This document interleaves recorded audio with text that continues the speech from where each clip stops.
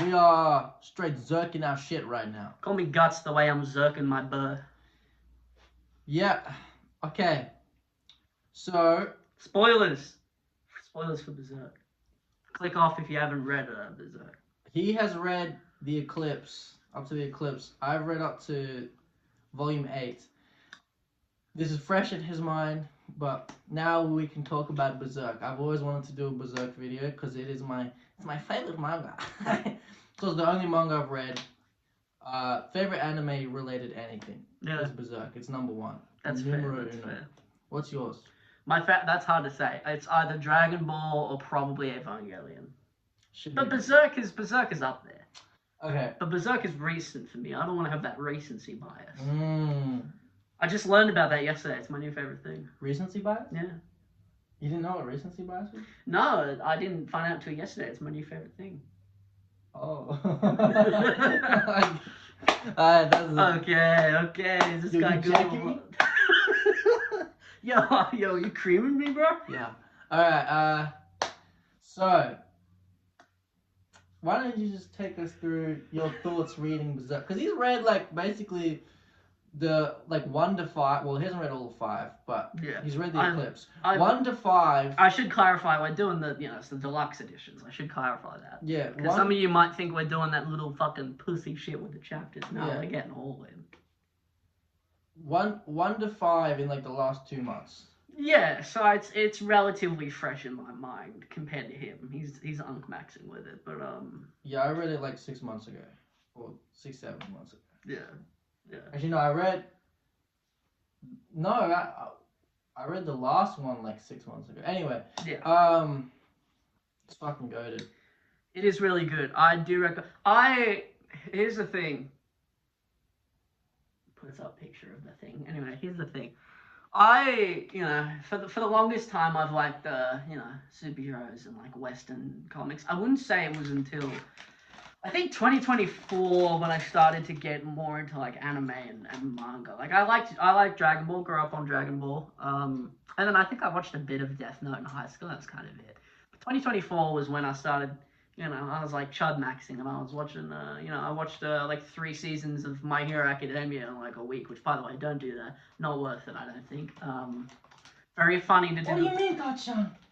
Very funny to do the voices, but it's not for me. And I watched all of Evangelion in a weekend, which is not much. It's 26 episodes. I think that's one of the greatest series I think I've ever watched, and this chud will never watch it. I'll watch it, man. Despite my recommendations. I'll watch it eventually. It's really good, especially the movie End of Evangelion. Haven't seen the remakes, probably won't, because I think the original's perfect. So Berserk is one of those things that I always generally heard of.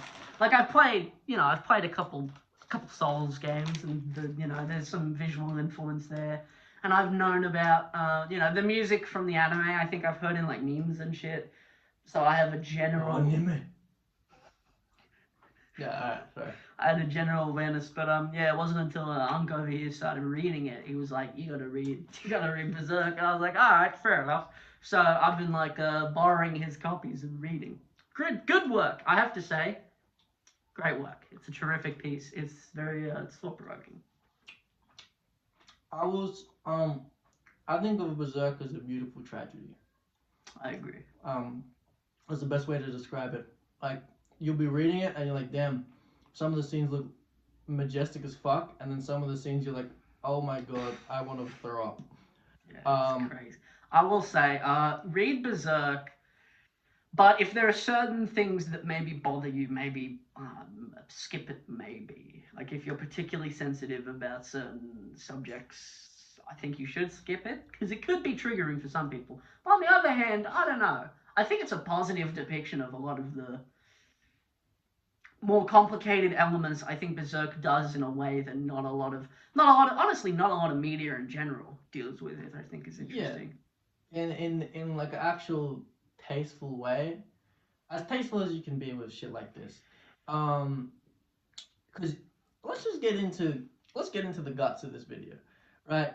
Guts himself is he's a broken man, and at the start, it's hype moments and aura, and he doesn't give a fuck about anybody.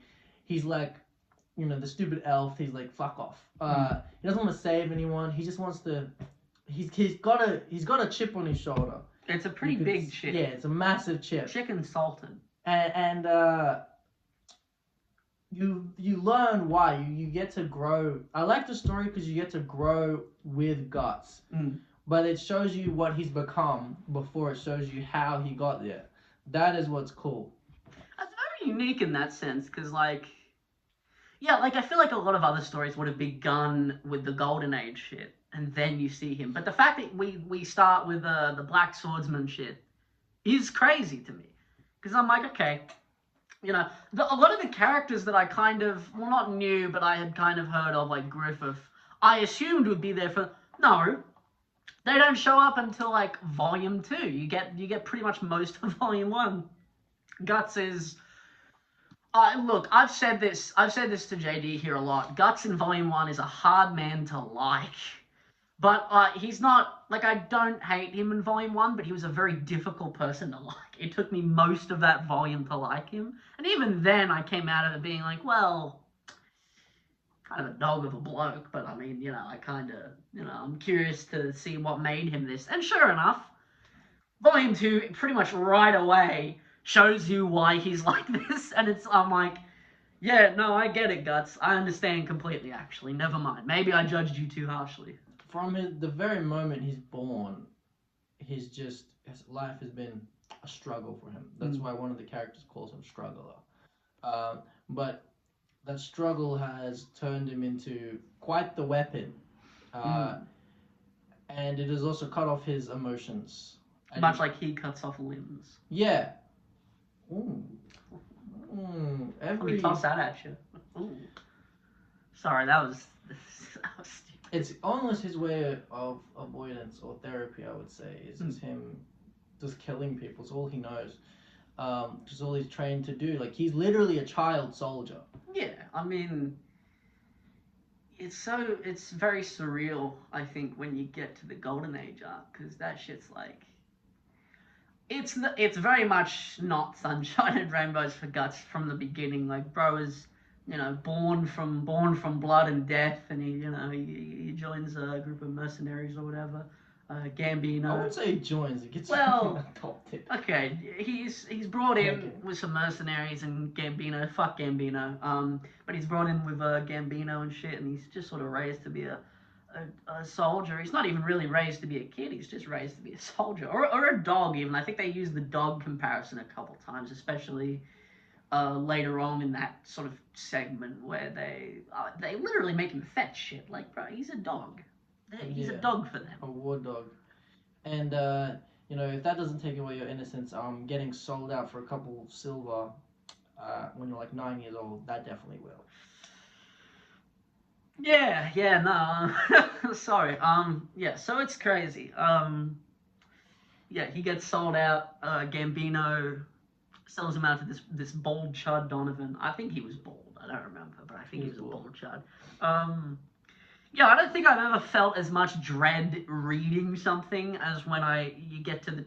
I'm not going to describe what happens, but there's a part where it's like... You can use context clues. After a battle, I think it was, you see sort of Guts, he's like in bed or whatever, he's in a tent, he's, naked, he's in a blanket or whatever, and this large hulking man enters, and immediately I felt such a sense of like a primal feel. Yeah. My ass did not want to turn the page. I did obviously because I've read up to volume 5, but it's just it's a stark and it's like such a horrifying thing to happen at such an early point in the story, but at the same time you immediately get it. You're like, okay, this is why he's the way he is in the present. This is why he's so avoidant. This is why he doesn't like touch. This is why he's a weapon, because it's... He doesn't want to ever feel vulnerable again, right? So eventually he does more battles. He kills Donovan. He gets his get back as much as you can and shit like that. Yeah, it's a satisfying death, I would say. Yeah, but obviously he's never the same again. Yeah. And eventually, he at like 15, he finds his way into a different group of mercenaries called the Band of the Hawk. Oh! They're way cooler. they're like cool. At the very least, none of them diddle him, which is good. That's like the baseline. Yeah, That doesn't happen to him, which is obviously an improvement. that doesn't happen to him. Yeah, notice him is the key word here. He/him. Guts is low key him, but yeah. But in the Band of the Hawk, there's a lot of young people his age, and they have a super charismatic leader. The greatest man who's ever lived, Griffith. Such a Sigma. Obviously I'm joking. I would say Griffith sort of becomes, in a way, he becomes the secondary lead of the book for a while. Yeah. Because as much of the story, if not more, revolves around him for a good stretch than Guts. Guts is obviously central. He's our protagonist. But there's a lot of it where it's like, we're focusing on Griffith's motives and we're focusing on his goal and his presence. It's just much, I would say, let me get deep here for a second. I would say that the book pulls us into Griffith like how Griffith pulls the Band of the Hawk to him. We're just like them in that there's a part of him that is captivating. We are the Band of the Hawk in that situation because he's he's charming and he's good at talking and he's good at he's good with a sword and he's like a weird twink. How old is he? He's the same age as Griffith Guts, I'm pretty sure. But like, they draw him in flashbacks and he looks the exact same. So I'm like, how old is he supposed to be? Did he just like hit his maximum height when he was a child, or what do we? Don't know. But regardless, it's interesting because you, like Guts, get pulled into his kind of bullshit. And you see that the Band of the Hawk kind of sees him not even as a human, but kind of as someone to be worshipped. He's a godlike figure for a good chunk of it. He's almost mythological. Yeah. Which is crazy. Also, his fucking armor's really cool. Yeah. The bird his armor is sick as fuck. It's also good foreshadowing. And Griffith takes a liking to Guts. Real intense liking. In real the sense that he sees how capable of a warrior he is and how much he can use him to achieve his dream. Dreams are a big part of this series. And Griffith wants everyone to only care about his dream. And when he challenges Guts to like a sword fight, and he's like, if I win, I own you. And his exact words, by the way. And he does beat him, and he's like, now I own you. And this is going to be very important for later. Now, so Guts begrudgingly has to join the Band of the Hawk, and then he meets a lot of the other characters, most importantly Casca. Very importantly, I would say our third protagonist. Yeah, also one of the best characters. She's a legend of the game. Yeah, she's a goat. Great character. Nothing bad ever happens. Nothing bad ever happens to Casca. She gets to live a very fulfilling and happy life. Definitely, nothing bad happens. I will say, unlike Griffith and Guts, where it took a while for me to like them fully, I got Casca like immediately. I'm like, she's chill. Because he's a feminist. I'm a feminist, and I'm 6'8", by the way. But yeah. No, it's interesting. I thought it was interesting because I'm like, yeah, with the other two, Guts especially. I mean, it took me a whole volume to like Guts. I think I liked. Maybe liked is a strong word, but I grew to. No, I kind of liked Griffith for a while, obviously before things went south. But with Casca, it was kind of like, I think her intro is very strong, and you get just an immediate sense of why she's here and why she's following Griffith, and it's like, okay, she feels immediately from the jump like they know what they're doing. She feels fully real from the beginning, which I do like a lot. Yeah, you see, with the help of Guts, Guts becomes he still is a dog, basically, but he's seen more as a human. He goes from being a dog to being a sword. Which is a jump. It's not a great jump, but it's still a jump for him. But a lot of the Band of the Hawk actually start to really gravitate towards Guts as like almost this other mythological figure, just off his combat prowess alone. He's crazy in battle. This man's a demon. Yeah. If anything, Griffith is very good at fighting, but Guts, he definitely surpasses him. Mm-hmm. Just as far as raw brute, unrelenting willpower. That's what he is. He's an unrelenting willpower. Yeah, I Guts would get a Green Lantern ring, I reckon. Yeah, or a Red Lantern ring. He might get both. Dual. Yeah, like Razor, but that guy got a blue as well. Yeah, true. Anyway,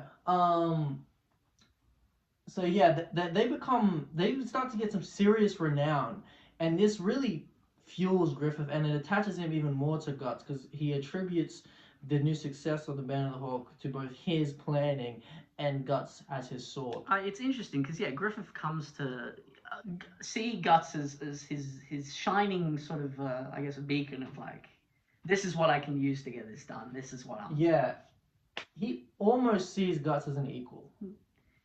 Keyword almost, I think. He's There's the definitely only person that he's actually, I think, values yeah. what they can do or what they have to say. I mean, Casca. I think to a lesser extent, Casca as well, but I think he's really putting all his sort of faith, or not faith, but maybe his objective into Guts. Yeah. And Guts, for a while, is very much kind of just marching along to the beat of that drum. It takes a while for Guts to kind of separate himself from that kind of view, because Griffith is very all-encompassing. Yeah, because and this is just because Griffith is a very captivating person. He's not, like, he's not a good guy at all. But, at the start, you don't think, I mean, because you kind of know, but you don't, you see why the Band of the Hawk gravitates towards him.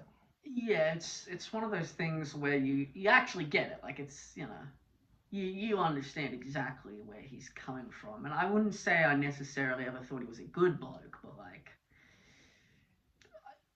to an extent, I think early on I was kind of like, okay, I'm kind of outside here. But over time, the way that he talks about his pursuit of his dream, or the way he interacts with a lot of other people, like a lot of the nobility, like when they actually become sort of notorious in, God, I don't remember what the fucking name of the kingdom was, but they get renowned. Midland, yeah, they get renowned in Midland, and the way he talks and interacts to the royals and the nobles is very much. I think that's where the mask really starts to slip, and it's like, okay, he's very much, he's dehumanizing a lot of these people. These are just things to him in a way. Tools. Assets. That's why I've kind of referred to Guts as a sword. He just sees Guts as a sword, but it is his sharpest sword. That's why he values Guts so much, and everyone's willing to follow Griffith's dream because they're getting renowned, they're getting money, but then Guts just keeps hearing these talk of dreams, and it makes him think, what is my dream? So then he tries to leave, but Griffith's like, no, I own you. So then they have a different fight. The second fight, and Guts actually washes Griffith. It's pretty crazy. He doesn't even say goodbye to anyone. He just leaves. He just takes the shit and he goes. And then the Band of the Hawk had actual tremendous success to where they were interacting with royals, and Griffith took a liking to a certain princess that probably not very age appropriate, I will say. No, she's definitely not drawn particularly old or anywhere near Griffith's age, and that becomes. But also, it's hard to tell how old Griffith is. It is, but yeah, it's like I was saying earlier. I mean, we get there's a flashback early on that shows Casca meeting Griffith for the first time, and an interesting thing to know: Griffith looks exactly the fucking same. Like Casca and Guts, we see them when they're kids. There's a very clear visual distinction outside of their height, obviously, like you can tell.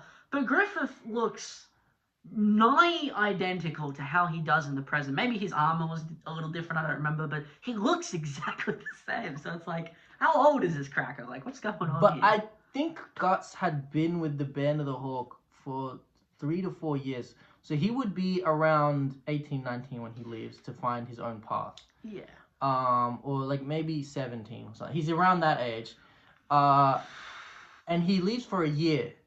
And fucking everything goes wrong. Everything goes wrong almost immediately. I will say, real quick, I'm going to interject with the personal here. I don't know if you feel this way too, but there's a time skip when Guts leaves, and then the shit goes wrong, and then he returns to the Band of Hawk. I don't think that was a long enough time away. There's like a couple pages where he's separate from them, but then he comes back. I don't know if that was I assume that was the point, but to me it felt like he wasn't gone long enough to really kind of feel He went to the jubilant swordsmith. when he comes back. Like, he goes to the swordsmith or whatever. He has a little hangout with some fucking, skulls and shit in the woods for a bit. But, like, he's not gone for very long. It's like a couple pages. I think it was maybe less than 10 pages. And then he reunites with the Hawk. And it's like, I don't know. For me, it felt like a bit soon. Like, we could have had, I don't know, could have had something in there else. When you get the tournament arc. Yeah, but that was kind of brief too. No, I agree. Well, no, I don't agree, but it is a quick time skip. Yeah, it didn't feel that long. Considering the amount of shit that goes wrong for everyone so quickly, we're not given a ton of time to really linger on that before Guts is reunited with everyone, and now we're gonna go and we're gonna try and make things right before things go horribly wrong in a different way. But as soon as Guts leaves to find his own dream, Griffith's like, oh fuck. What am I going to do for my dream? I must secure power. I must secure my dream. So he, the night of Guts leaving, he fucking goes to the princess's chamber and, well, they have sex, but it's a very dubious sequence. I think dubious is probably the right word to use here, because it's nebulously, because again, I don't remember if they said how old the princess was. I don't think they did, but just the way she's drawn, I'm pretty sure she's 16. Yeah, so she's a fair bit younger than presumably Griffith, who is, I assume, Guts and Casca's age. But the whole sequence is just, it's uncomfortable in a lot of ways. But I think the moment for me that got me when I was reading it the first time was there's like a bit. Like, I'm obviously not going to tell you all about it because read it or whatever. But like, well.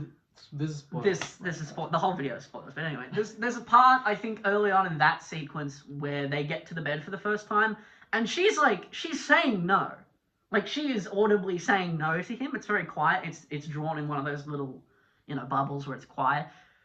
He's not listening. There's a look in his eye. This isn't about. This is for his dream. This is for his dream. This is what he thinks he has to do for his dream. It's such an insane sequence, and then the sequence that follows that is equally as insane, because Griffith gets taken, and and she has a weird dad, a very weird. The king is very weird. He's unpleasant. Get the foreshadowing that he's obsessed with his daughter. He's obsessed with his daughter, and he's obsessed with Griffith to an extent, unless that was someone else I'm misremembering. But no, that was a different lord. That was a different lord, right? That Griffith sold himself to. Again, for the pursuit of his dream, which is just insane to read. And so I am in fact wrong on that front. But yeah, the king is very But basically, it shows that Griffith, without his sword, he needs a different way to achieve his dream, and it shows how much he's willing to do for his dream, what he's willing to sacrifice, who he's willing to sacrifice, and. It comes to bite him pretty quickly. Yeah, he gets taken immediately.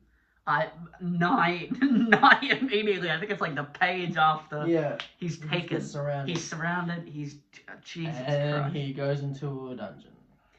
And that's really, I would say, the moment Griffith is in the dungeon, I think that's the moment where the story it grabs you by the neck, and it's like, all right, we're doing this now. Yeah, and it tilts you. We're cooked.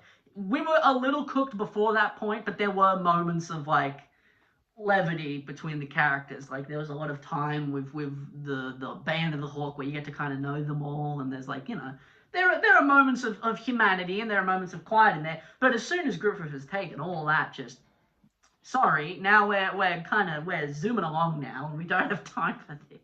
And Casca, since Guts and Griffith has left, Casca is in command of the Band of the Hawk, and honestly, she's a pretty fucking good leader. She's doing pretty well at it. She's commanding well. Everyone likes her, obviously, which is good. So, eventually,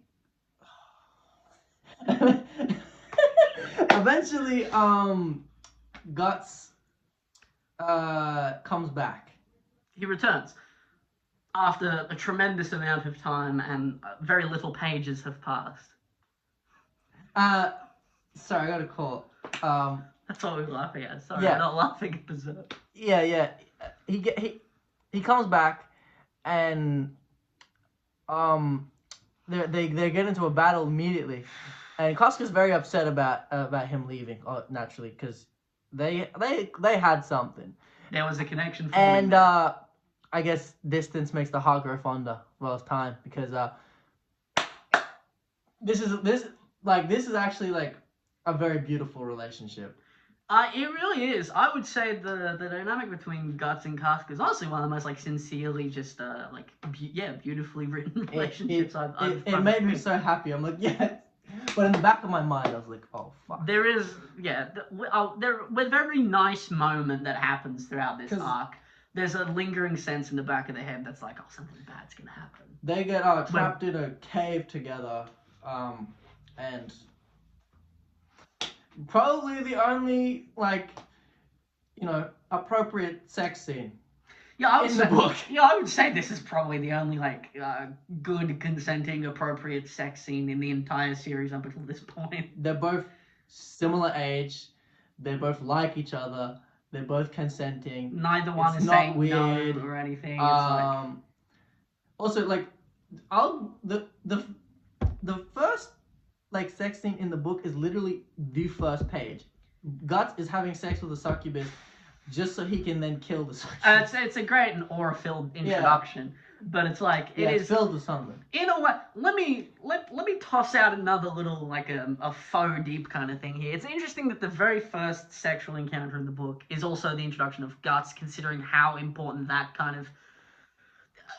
It's interesting that that's how he's introduced, considering obviously it's action focused, but it centers sex in his character in a way that I think is interesting, because it is the two, I guess three counting the intro that we're talking about, but the three experiences he has are very pivotal to his character, and I think that's an interesting. I don't think that's what was intended. I don't know if that was intended at first. But later on, definitely I got the vibe. I'm pretty sure the writer didn't intend for Beserk to become an actual series. That's why it's hype moments and aura at the start, but it works in its favor. Yeah, and in hindsight too. Yeah, with the later things, you can look back at some things and be like, oh, this sort of connects in a way. Granted, 2 out of the 3 experiences are horrible for him, but I mean, they are in a way central to who Guts is as a person. Yeah. You see him in the beginning using it as like a way to trick a monster, then it's a formative event that shapes the trauma that he's inflicted upon it, and then later on it's a beautiful moment between him and someone that he's genuinely connecting to. So I think that's very interesting. I think that's very telling of his character. And we haven't really mentioned Nosferatu Zod, but we're gonna check him in now.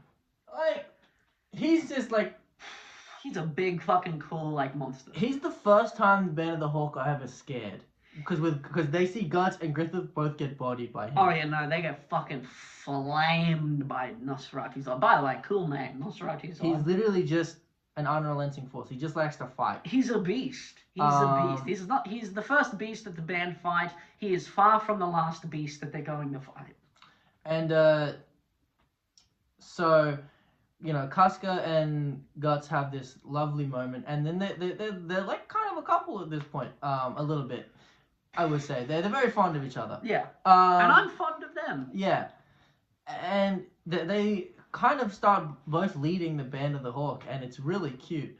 And eventually they devise a plan to rescue Griffith. That's where things go wrong. And what's the tower called? The Tower of... Fuck. Woe or Torment? The Tower of something. Tower of Memory? Tower of... It was either Memory or Torment. I don't remember. Anyway. I wasn't paying attention. Fucking insane tower. It's a huge tower. He's getting a text. That's what he's doing.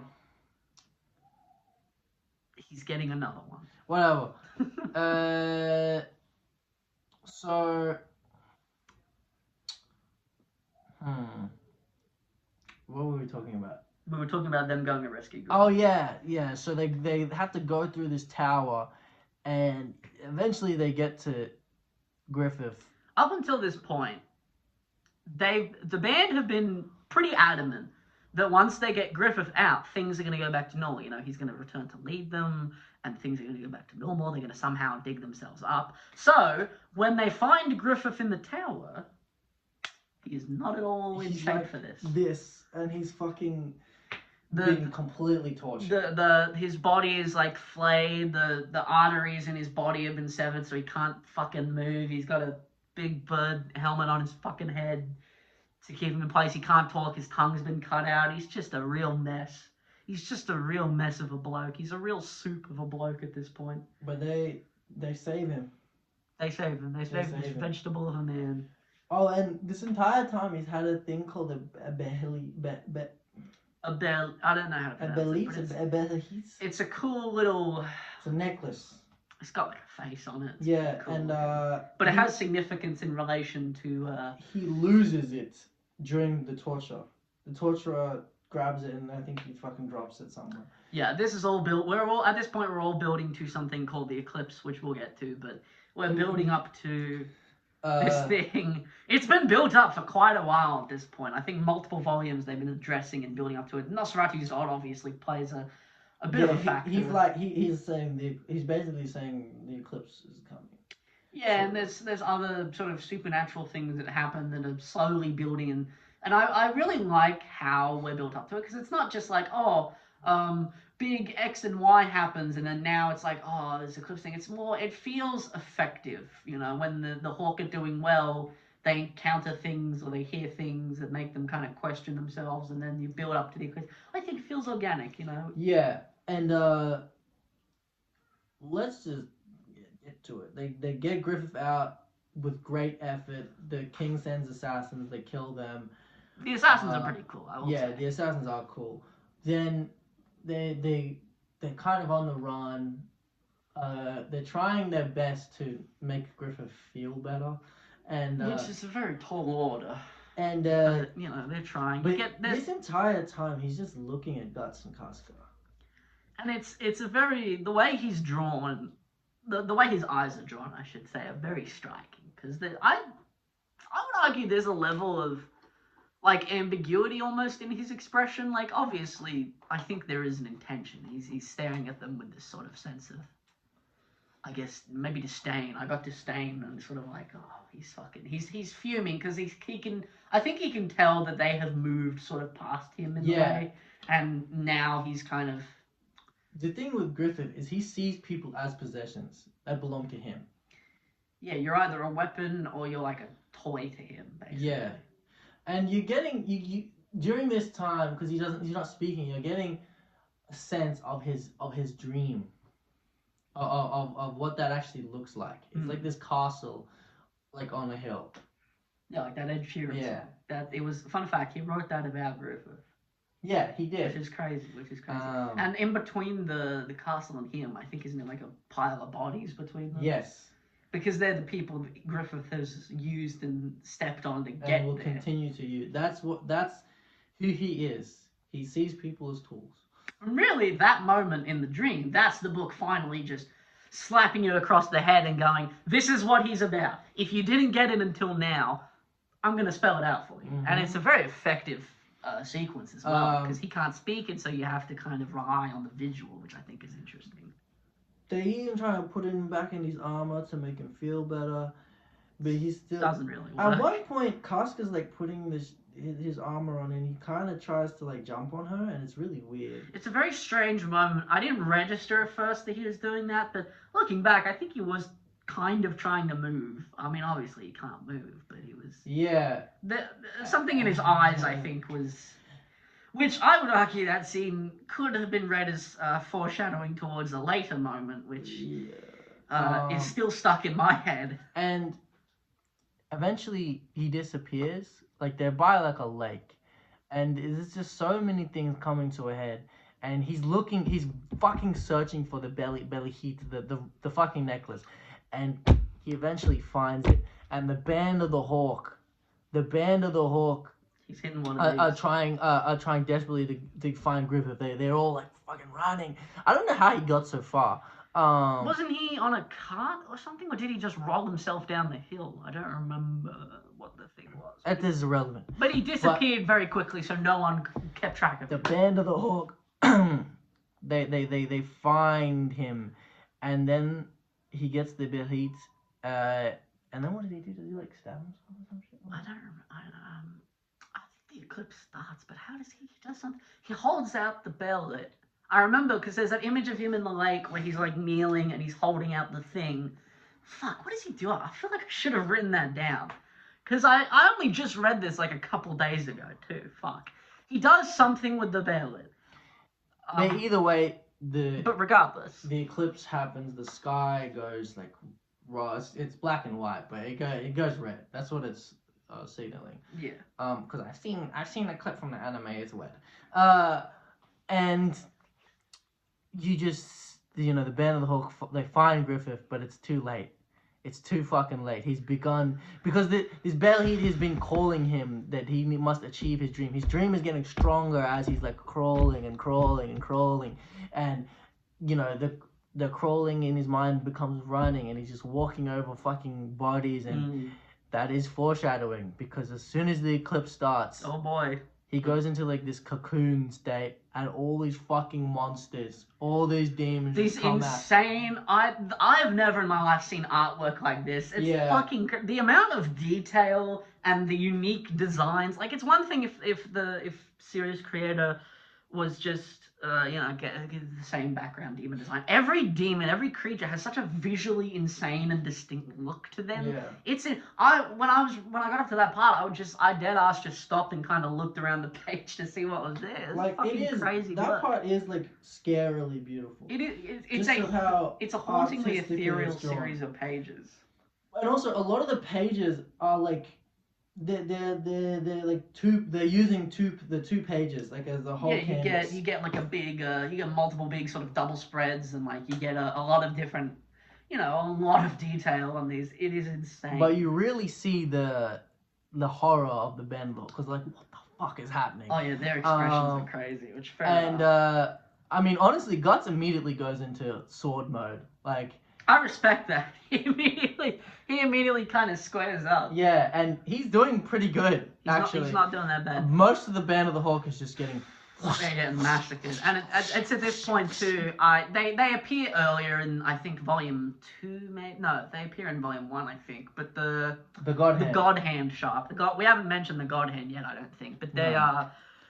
I don't fully understand what they are at this point. I still don't. Oh, fair enough. Well, they're these sort of mysterious, I guess, demon lords who they're obtain like incredible power. And there's I think there's 4 of them to start with. Griffith is obviously going to become the next one of them. But even they have such fucking crazy designs to them. Like, there's the big fat one with like the little eyes, and there's like the dude.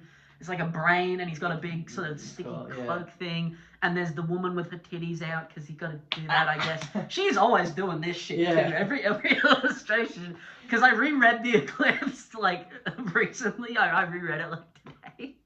And every fucking picture of her, she's doing this. Yeah, she's a freak, bro. And I'm like, I get it. And then, there's a couple others. They all look really interesting and distinctive, which I find very impressive. I'm like, fuck, the human mind is insane. You came up with it. Oh, I'm sure maybe there's, maybe the designs the God Hand are maybe they're inspired by something. I'm pretty sure they're probably like the 7 Sins or some shit. Like, I don't know, the titty one is probably Lust or some shit, and maybe the big brain. Hang on. The one with the big brain is called Void. Oh, fuck. I'm trying to remember what they're called. The one with the giant brain out is called Void. No, I'm only getting Void. Whatever. Doesn't matter. All I know is he's Void. The others are there too. And they're ushering Griffith into what he will become. They're like, hey, pimp, come and join us, type shit. And in order to do that, however, Griffith has to sacrifice. That's what the vision is. Him walking on he's already done it with the Band of the Hawk, but now he's really doing it. He's committing fully. And it's interesting, they almost give him a way out, in a sense. or there's the impression that they could give him a way out. They're if he like, you wants can to be. either stay as you are or you can become. And Guts obviously in the moment is like, surely Griffith will, but Um, obviously well, he Guts does. is just trying to save him. That's still what he thinks that Griffith wants to be saved. Yeah, because obviously that we know because we're reading it, but Guts and all the rest of them obviously aren't fully aware of Griffith's how fucked up he is. So it's like Yeah. it's a very misguided attempt to try and save him. So most of the band of the Hulk just gets sacrificed. Like a lot of them. Your favorite characters, they're probably dead. Pippin, big chungus fella. To be honest, he was probably my least favorite member of the Hulk, just because I don't really remember much that he did. He was big and he fought people. He didn't talk much. And then you got Caucus, Chud Caucus. I say what you will. At the very least, I remember him, and he was a memorable character, even if he was a chud. He died thinking of titties. He died thinking of titties, which I think that's the way he wanted to go.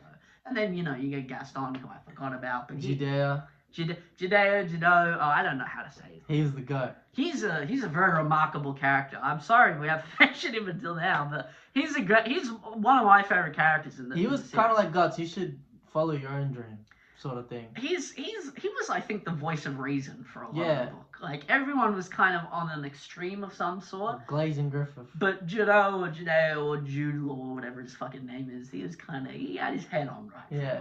Also, he's fucking goated with the throwing knives. Yeah. Buddy was pulling off some insane maneuvers, but unfortunately he, dies. He dies saving Casca, which is pretty cool. He gets his fucking arm torn off and shit. Yeah. Great moment, ripped to a real one. But And yeah, then. So Griffith is the whole time. Meanwhile, while Guts and Casca are facing horrors beyond their comprehension, Griffith is sort of marinating in a little cocoon, an egg maybe. Because he becomes a bird. Spoiler alert. He becomes a bird man, basically. We kind of already knew this, because he shows up early on, but he has a different name. He's Femto, which I think that's kind of a shit name, but whatever. I think Griffith was a more interesting name, but anyway. But also, Griffith is kind of a bird-related thing anyway, so whatever. But while he's incubating in there, you get an interesting little kind of... like a vision of him almost... There's a part of, I don't know if this is the right way to interpret the scene, but there's a little like dream of him. He's falling through like a void, and it feels almost like there's a part of his humanity that's coming back. But at the same time, obviously, he's losing himself to the God hand. But there's he's kind of I don't know, he's incubating in there in a sense. He's cooking. Damn, this is my longest video. Well warranted. It's a good topic. Yeah. But, so Griffith is incubating, Guts is fighting for his life, Casca's running for her fucking life. Shit is going crazy. Every single design, every single image, every panel, every hand-drawn piece is insane. It's insane to look at. And the insanity it keeps on going. It feels unrelenting. And then, go ahead. I have to say it? Do you want to say it, or do you want me to say it?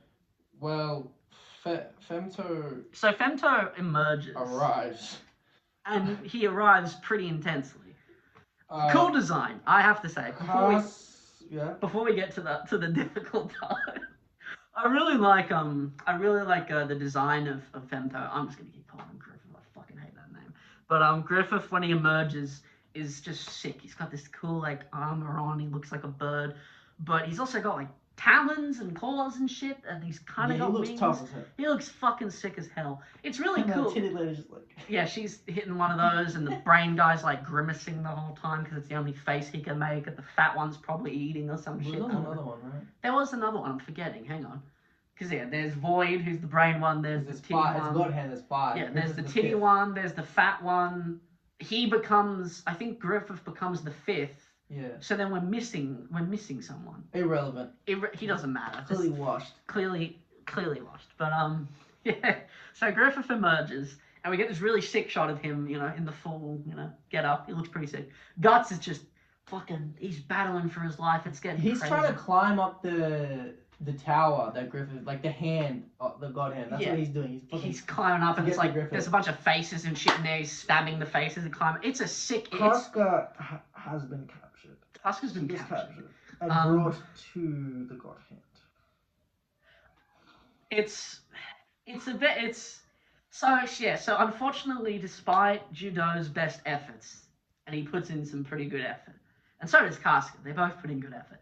Casca is captured, um, in a state of undress by the demons, who take her up to the God Hand. Did they? I think they put her just in the God Hand. Yeah, because that's where everything's happening. Yeah, I fucking forgot about that. But yeah, so Casca is unfortunately captured. Guts has made his way up to the hand. So all three of our main players are present for. I would say, for me at least, I think this is probably the most horrific scene in the book so far. Yeah, I agree. And that's saying a lot, because there's a lot of cook shit. We haven't even mentioned fucking Wild, the big monkey guy. We don't need to mention him. Fucking evil ass rape monkey. That's what that guy is. Yeah. But yeah. So our three leads are all together. Griffith has been reborn, and this is where things get. Oh boy. I had to stop reading for a good 20 minutes plus after this bit. Yeah, this almost made me throw up, Loki. It's disgusting, and it's so fucked up on every conceivable level. It's hard to articulate. I'm trying best to because we can't obviously. I don't think we're gonna be allowed to. We're not gonna describe it, but like there's Griffith's first act as a reborn Birdman. Is like that? That's what he is. He's a reborn Birdman. Yeah. He's a big bird guy now, Yeah. and his first action as a member of the God Hand is to do something horrible and human, a horribly human act, I would say. I don't think the other members of the God Hand would do this, to be honest with you. Maybe that's just I think they would. Maybe I don't know. I don't know. Maybe the fat one would. I don't know about the rest of them. I don't know. She would, but like I don't. This is kind of on a second read, because I reread the Eclipse because I wanted it to be a bit fresh. I wanted to kind of let the shock wear off me. And I think this moment is where I kind of looked back at the bit where he's incubating, and I was like, that in a way could be him regaining some part of himself. But it's the most like vile, sort of disgusting part of himself. I disagree. That's fair. I think because Griffith sacrificed everyone, I think Casca and Guts, he sacrificed their humanity. Yeah, That's what he does. Everyone else was literally sacrificed, but those two had their humanity stripped from them. And they get the actual brand of sacrifice. Yeah, Both of them. Yeah, which is the thing that Guts has in the beginning with this, is how we find out how he gets it. We find out a lot of things about Guts' appearance in this. Yeah, he's missing an eye in the first in the present, and also he's missing an eye. He has a metal arm. I spent so long why. Yeah, I spent so long wondering how he loses them, and now that I have found out how he lost them, it's crazy. So, okay, broad notes, because we're not going to describe everything that happens, but what happens essentially? Do you want me to say it? Or do you want me to say it? Just there's a YouTube title somewhere called "Why Did Griffith Diddle Casca?" I'll put that I'll send that thumbnail to you. You put it on screen. But I'm not putting it on okay, screen. well, whatever. I kind of got this spoiled for me by that thumbnail, but I didn't know where it happened. I didn't know how it happened. So essentially, Griffith's first act upon becoming a member of the God Hand is to force himself on Casca, which is just fucking skin crawling. I feel dread describing it, but to make it worse, it's already the worst thing that can happen. But then, Guts is present, and the demons are, they're holding him in. Griffith, in a way, he's breaking Guts' humanity as well. That's what I'm saying, and I would say at this point, Guts loves Casca. They've actually spent a lot of time together. You really feel that connection too. Like they do a good job at building it. It feels like an organic kind of connection between them. And he just severs it, Griffith. Much like how Guts severs his arm in an attempt to escape the grip of the demon, which is an awesome moment. I think that's a cool...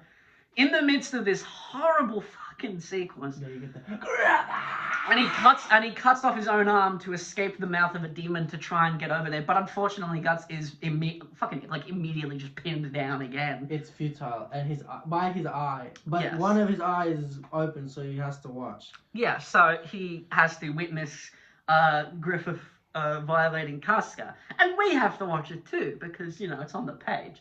And it's just such an insane sequence, because up until that point, you are bombarded with these insane visuals. You get the cool demons, the sky has turned to blood. There's crazy action, there's gore. It's like, holy fuck, this is insane. How is it going to escalate from here? And then this happens, and it's like just such a, like, I felt my stomach drop. It goes from this shit's so tough to this shit's so tough to read. It's just insane. It's an insane sequence to read. I don't think it's there's like a train wreck. Like you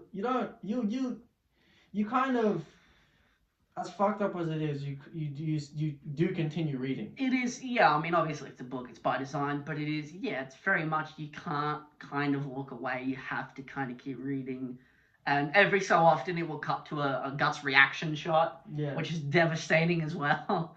No, I think the placement of those shots is good as well, because you'll see something horrible, and then it'll cut to Guts, and he's basically making the same face I was when I was reading it. I was like, fucking hell. This is how they are sacrificed. It's a whole other way than the rest of the their crew. Souls, because that is what it is. They're sacrificing their souls, like when they were killing, the demons were killing them, to, I think, hell, because the way hell works in Beserk is very different. It's like this void place. It's like this world, like this. You've seen it in the first book, right? Yeah. The big void and hell. The sort of labyrinths and such. It's pretty cool looking. Yeah, it's very interesting. They have their souls, taken from them, but in a different way. Yeah. Which is just, it's a very uniquely horrible thing to put in the book. It is interesting. Yeah, it's like a car accident. You kind of can't. And then look away, but it's just, they get saved by, well, not saved, but they get. The Skull Knight, who we haven't talked about. We also haven't talked about, but he's a mystical kind of being. He's like the one that beats with Nosferatu's Zod. He saves them as much as they can be saved. They clearly have a later purpose for them, but he gets them out of there because it's not their time yet or some shit, and so they are rescued by the Skull Knight, who is sick as fuck. I like the Skull Knight. Yeah, he's tough as hell. He's horrifying, but in like a good way. Yeah. And he and Zod have a couple conversations which are also pure aura. Yeah. Zod makes a cameo in the Eclipse. He's basically just a Marvel cameo. I fuck with Zod. I fuck with Zod. I fuck with the Skull Knight. They're chill. And I wouldn't say Zod's chill, but well, he's not chill, but like there's a vibe to them. Yeah, I think it's interesting. They're these two sort of almost primal beings that I think are very. But then they go back to the swordsmith. Who got sword during his time. We did mention him. We did mention him. With Rickett. Yeah. We also did mention. He's a little fella. He's the only member of the Band of the Hook that survives. And that's because he wasn't present at the eclipse, because he had some other shit going on with besides Guts and Casca. Everyone else is dead. Yeah, they're all dead. I should know, this is around the time I've stopped. I haven't finished Volume 5, but I'm going to go. I'm going to discuss until I finish reading, which is not a lot. So Guts awakens sometime later, and he's in a cave. It's a cave. Yeah, it's a cave. And, Rickett's there. And the blacksmith's daughter is there too, who I was stupid. I thought they were related. They're not. They're two different people. Rickett and that girl, they look very similar. They do. But I don't think they're actually related. They're just two separate people. So, Guts awakens, and he's, his bandaged up. He's going, he's going, it's like, fucking, what happened? Where is everyone? Rickett's like, fucking bad news, man. Bad news. They're all dead. They're all dead. Yeah. He's some of these. Yeah, he hit some of that. It's like, damn, man. And Guts is like, well, where's Casca? And in my head, I'm like, where is Casca? So we catch up to, Rickett and the blacksmith's daughter are like, okay, yeah, Casca's down here. So Casca's in a little pond or some shit, having a wash. And Guts goes to talk to her, and that doesn't go well. That doesn't go well at all. In a way, her mind has been sacrificed. Yeah, this is no longer the Casca that we have known for the last fucking 3.5 volumes. Yeah. She doesn't recognize Guts, and she's horrified by him and Rickett. Yeah. The only one that she seems to like is the blacksmith's daughter or whatever. So it's like, okay, so it's clear. Yeah. There's a lot that she's lost a lot. They really Guts and Casca lost their humanity that day. Not that Guts really had much, but he did gain it back when he found his own dream. I would say when he decided to go off on his own, and then coming back, he kind of found it again, and then it was stripped away. Now he's nothing but a vengeance monster. Which is insane. But after all of that, I was just kind of like, fucking, where do we go? So the last thing that I read, and this is where my part of the discussion will end, because I haven't read anymore. But the last thing that I read was after seeing Casca and kind of having a moment to process, Guts fucking books it. He books it out of the cave, and he's just running. He's just sprinting in a random direction, and through his mind, we get like flashes of the Band of the Hawk. Lowkirk, I was hitting one of these reading that part. I was like, damn, my good friends, the Band of the Hawk, they're all dead. My close personal friends. My close... Minus Griffith. My dear personal friends, Judo, Pippin, not that Chud Caucus, but also kind of Caucus because he's in the flashback, and like everyone else, they're all fucking dead. And you get pulled into that melancholy with Guts, which is crazy. And then he falls or whatever, he lies down a field for a bit. You get this crazy shot of him in like a field, and he's like thinking about the Band of the Hawk. And then you see a giant image of like pre-bird Griffith in the sky. And that was the last thing I had read, because at that point I had to just kind of close the book and sit with it for a little bit, that's where I'm at. So I'm not going to discuss anything further because I don't want to spoil it for him. But what I will say is you'll see the ramifications that Griffith had on Casca. Oh yeah, for sure. I feel like we're only scratching the surface. I mean, I figured before I got to the cave. Let me say, it will manifest. Oh boy, that's gonna be rough. That's gonna be rough. But what are your closing remarks on Beserk as a whole? All right, closing remarks so far, and what I've read, I think Beserk is, one of the most beautifully disgusting pieces of fiction I've ever indulged in my life. I think that there are tremendous highs in the book. There are moments where I'm like, fuck, this is like wonderful. There's genuine wonder in here. Like a lot of the scenes between Guts and most of the Band of the Hawk, or some of the more playful moments. There are moments. Guts isn't all anger and misery early on. There are a lot of moments where you see him almost whimsical with everyone else. Yeah. And so there are moments of light in there, and then it all kind of, piece by piece, it occasionally just kind of stop. It's like you're going on a good run, and then sometimes you smack your head into a wall. And then eventually that wall is filled with nails and spikes. And then eventually that wall just grows legs and starts kicking you in the head really hard. It is at times beautiful, and there is such a warmth and a humanity to its characters. And then the book kind of just grabs you by the feet and yanks the floor out from under you and goes, oh, by the way, this is a dark fantasy. This is a dark fantasy. Emphasis on dark. Yeah. Because there are so many awful things that happen to the characters. It's also in black and white, so... Which I think helps it a lot. It has a unique the art is actually so dynamic looking. Like, it is insane to look. It's crazy how you get that with a complete lack of color. It does add to it, though. There is so much clarity to it as well. Like, every pen stroke or whatever it was, it will stroke. It's just insane. W strokes. W strokes. Just looking at people's faces is insane. Yeah. Like, the amount of expression on them, and I will say, all the night squads are really funny. The fact that they have these fucking long-winded names. Yeah, no, there's a lot of great ones out there. I don't remember any of them. There's the rhino one. I liked the fish one. Yeah. There's like a big fish the dude. Chud fish guy. Yeah, the Chud fish guy. He's also with Casca, they what's the best way to say this? What do you say?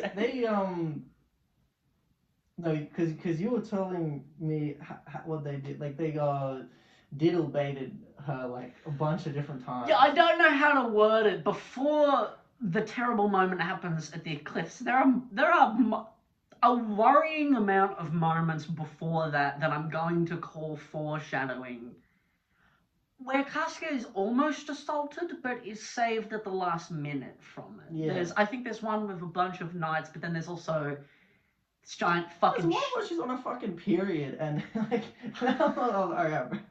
It happens surprisingly more than I thought it would.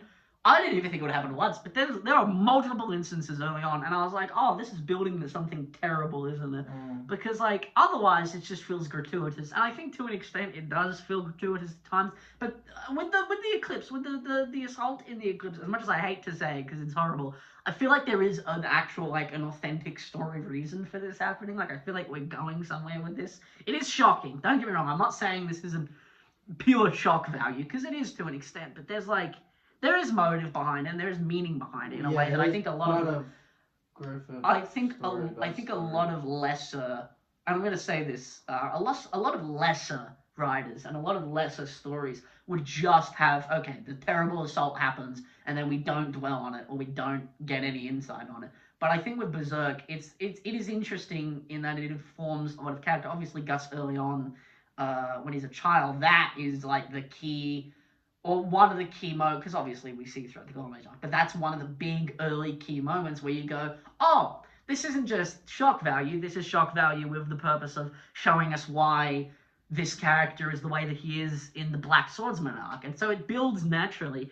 It is needed for the story, I think. It's just fucking horrible. Yeah. It's just horrible to read, man. Yeah, you kind of, certain pages of Berserk, you're like, you're reading with such like, oh my god, this is beautiful, and then other pages it's just like pure horror and disgust, like nausea, like, actual nausea.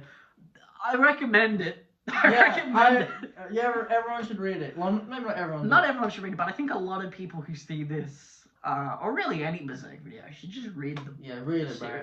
It's great. It's genuinely amazing. If you don't have the money for it, luck out and either have a friend who's into it, go to your library. They probably have copies at your library. Go to your local library. Genuinely one of the best stories written, put to pen. It is a remarkable piece of work. But it is a beautiful tragedy. That's what it is. That's really the best way to describe it. Okay, I think. Anything else? I think my chief closing remark is that can't wait for the live action Netflix movie. Oh yeah. Tom Holland as Guts.